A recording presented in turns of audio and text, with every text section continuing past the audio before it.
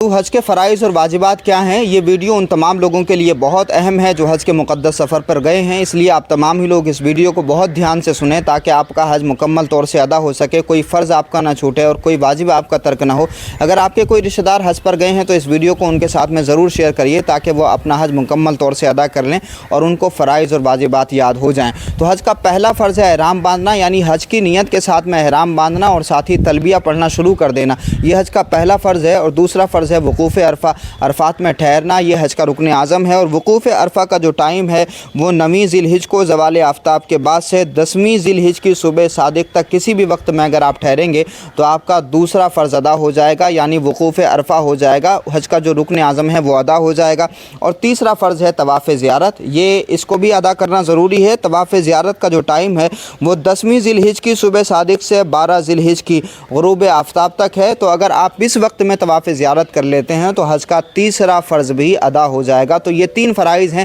یاد رکھیے اگر کوئی بھی فرض چھوٹ جاتا ہے تو عبادت سرے سے ہی نہیں ہوتی، اس لیے تینوں فرائض کو ادا کرنا یہ بہت زیادہ ضروری ہے حج مکمل کرنے کے لیے۔ حج کے 6 واجبات ہیں۔ پہلا واجب ہے مزدلفہ میں قیام کرنا، مزدلفہ میں وقوف کرنا، اور دوسرا واجب ہے 10، 11، 12 ذی الحجہ کو جمرات کی رمی کرنا، یعنی شیطان کو کنکریاں مارنا، اور تیسرا واجب ہے حج قران اور تمتع کرنے والے کو قربانی کرنا، یعنی تیسرا واجب ہے قربانی کرنا، اور چوتھا واجب ہے حلق، یعنی حلق کرانا، یعنی پورا سر منڈا لینا یا قصر کرا لینا، اور 5واں واجب ہے صفا و مروہ کی سعی کرنا، اور 6واں واجب ہے طواف وداع کرنا۔ تو یہ حج کے فرائض اور واجبات ہیں، آپ تمام ہی لوگ ذہن نشین کر لیں اور اس کو